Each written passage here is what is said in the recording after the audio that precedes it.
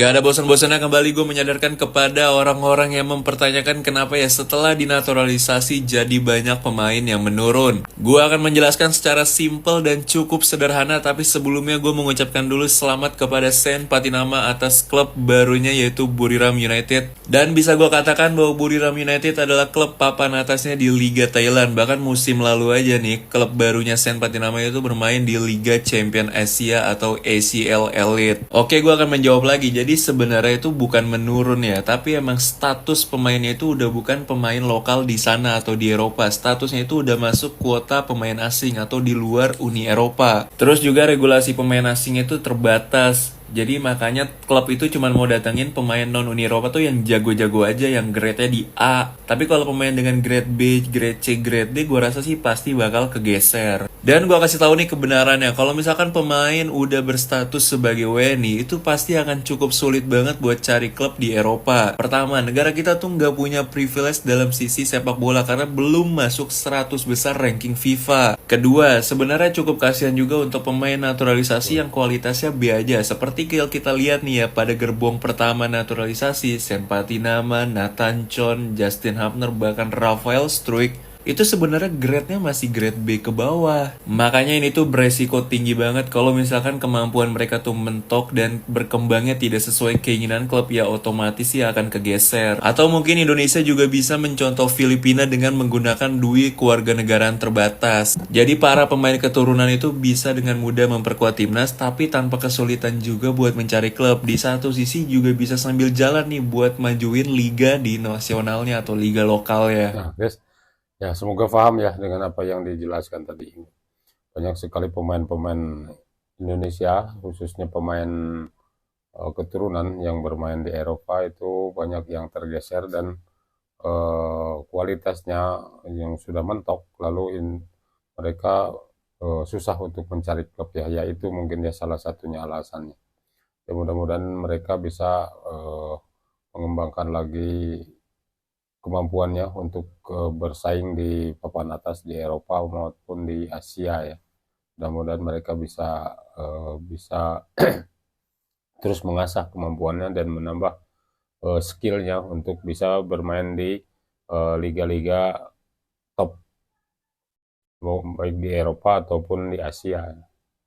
Media Korea Selatan mulai curiga ada yang janggal dari sikap PSSI kepada Patrick Kluivert, pelatih timnas Indonesia. Ya, menurut media Korea Sport Chosun ini, menyebut sikap PSSI itu sangat berbeda dibanding perlakuan terhadap coach Sintayong. Tidak seperti pelatih Sintayong, Persatuan Sepak Bola Indonesia berencana untuk menunggu dengan sabar terhadap pelatih Patrick Kluivert. Dan bahkan Pak Erick Thohir udah memberi keterangan, jika Patrick Kluivert gagal bawa timnas Indonesia ke Piala Dunia 2026, maka Pak Erick Thohir isyaratkan tetap pertahankan Patrick Kluivert sebagai pelatih timnas Indonesia. Jujur di sini sebenarnya aku kurang setuju jika Patrick Kluivert tetap dipertahankan seandainya timnas Indonesia gagal lolos ke Piala Dunia. Karena jelas tujuan utama Pak Erick Thohir memecat coach Sintayong secara mendadak adalah mencari pelatih yang bisa membawa timnas Indonesia lolos ke Piala Dunia. Menurut kalian gimana?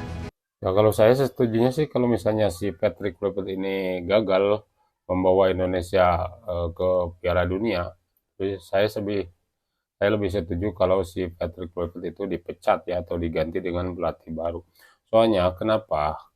Dulu Sintayong dipecat itu kan untuk mencari pelatih yang lebih baik gitu, yang bisa membawa Indonesia ke Piala Dunia, walaupun Sintayong juga itu belum tentu gagal ya. Sintayong juga itu dipecatnya di tengah perjalanan, di tengah trek timnas Indonesia kita ini masih bagus ya. Sementara Pak Erick dan PSSI memecat Sintayong di tengah jalan dengan alasan untuk supaya timnas Indonesia bisa masuk ke Piala Dunia. Tapi kalau misalnya si Patrick Kluivert ini gagal, ya saya lebih setuju kalau misalnya si Patrick Kluivert dan kawan-kawan ini dipecat saja. Soalnya berarti dia sudah gagal ya, sudah gagal membawa Indonesia ke Piala Dunia. Ini alasan macam apa lagi sih, Boy? Astaga. Salah satu kendala Piala Indonesia diselenggarakan, kata Bapak Ketum PSSI, adalah masalah geografis. Hoho. Tolong Pak, kalau cari alasan tuh yang make sense dikit Pak. Mari kita bahas Boy. Buat lo pada yang belum tahu Boy, terakhir kali Piala Indonesia itu digelar, itu adalah pada tahun 2019. Dan ini tuh bukan hal baru, yang kita minta itu bukan hal baru nih. Dan waktu itu Piala Indonesia seingat gua, itu nggak digelar lagi karena ada COVID. Yang terakhir juara itu adalah PSM. Di sini ada video dari Pak Ketum, boy. Mari kita lihat ya. Ini kita lihat ya, boy, kendala PSSI untuk gelar Piala Indonesia nih. Di Indonesia itu Liga 1 18 klub. Yang kedua, geografis kita itu dari ujung ke ujung 8 jam naik pesawat terbang. Artinya, sudah klubnya banyak, geografisnya juga jauh. Ketika klub ini bertanding Jumat, Sabtu, Minggu, ketika diisi di tengahnya ada AFC kan?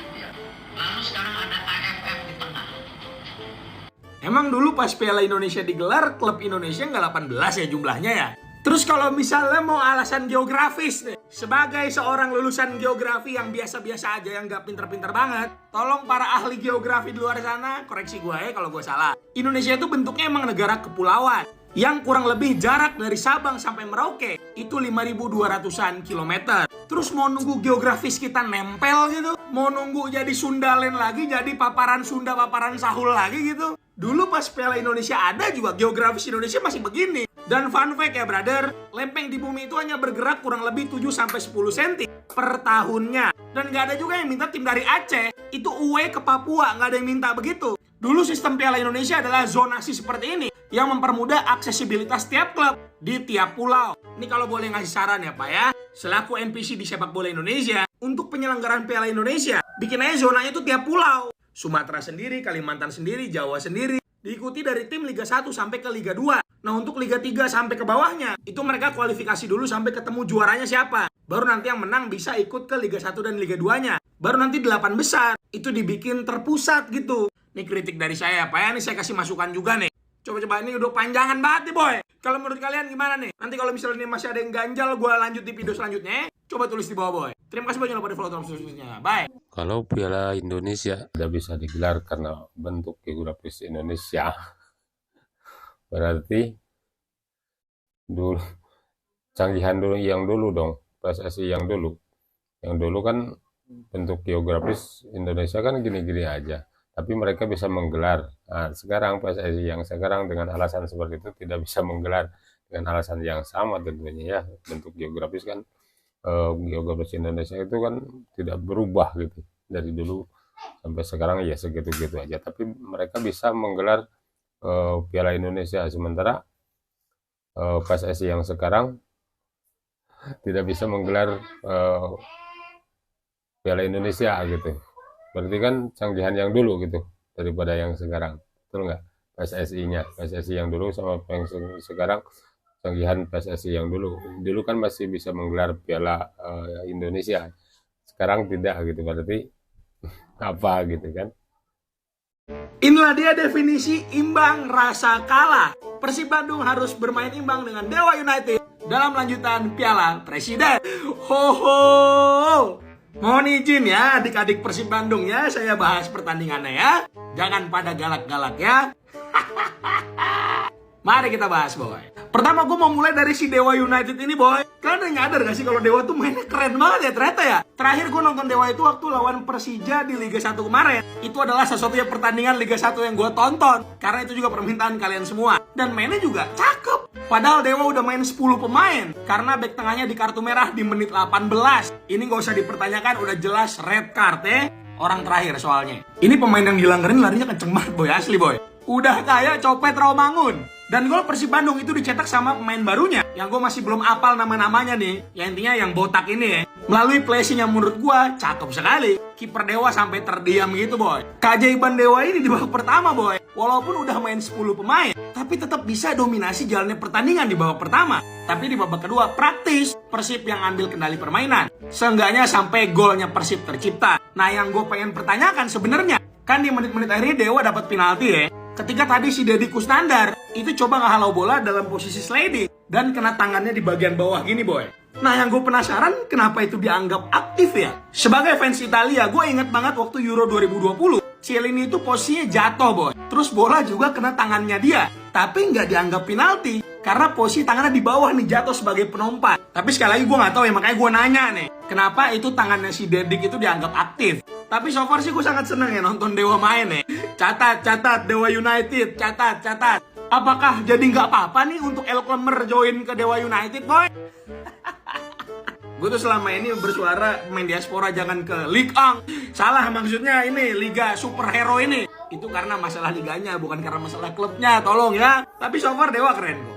Dan nice try banget ya untuk Persib Bandung ya. Semoga bisa menjadikan ini pembelajaran dan berbenah untuk bisa mempertahankan gelar juaranya. Kalau menurut kalian gimana, Bo? Coba tulis di bawah ya. Terima kasih, Bo. Jangan lupa di follow terus selanjutnya. Bye. Keuntungan didapatkan Persib Bandung setelah menerima kabar bahwa venue atau tempat pertandingan playoff untuk masuk ke Champions League 2 itu kabarnya di Bandung, tidak jadi di Filipina. Semula kan Persib dijadwalkan akan terbang ke Filipina untuk main di sana, memperebutkan tiket ke Champions League 2 menghadapi Manila Dodgers tanggal 13 Agustus. Itu kabarnya dirubah untuk venue-nya sendiri ya, menjadi di Bandung karena pihak Manila Dodgers ini gak bisa menghadirkan stadion yang berlisensi AFC ternyata ya. Tentu saja ini adalah hal yang bagus teman-teman ya, mudah-mudahan Persib bisa memanfaatkan situasi tersebut dengan baik. Saya yakin ya kalau misalkan main di Bandung bisa Persib Bandung mengalahkan Manila Dodgers ya, mudah-mudahan. Apalagi kan ini mainnya juga nanti tanggal 13 Agustus. Secara permainan mungkin Persib Bandung akan lebih baik lagi karena kan Liga juga sudah mulai, pertandingan atau permainan juga saya rasa Persib akan bisa lebih baik lagi lah dalam hal kerjasama mungkin, karena kan ada waktu masih panjang ya, kurang lebih 1 bulan lagi lah untuk persiapan Persib Bandung bisa maksimal nanti di playoff Champions League 2 tersebut. Nah, kabar gembira nih untuk para bobotoh ya. Indonesia Persib tidak jadi main di Filipina ya. Jadinya Indonesia Persib itu main di Bandung. Ya. Mudah-mudahan dengan adanya perubahan tempat pertandingan ini, Persib bisa memenangkan pertandingan ini dan Persib bisa masuk ke Asian Champion 2 ya. Oke teman-teman, itu saja video dari saya. Terima kasih sudah menonton. Jangan lupa di like, komen, dan subscribe. Terima kasih. Assalamualaikum warahmatullahi wabarakatuh.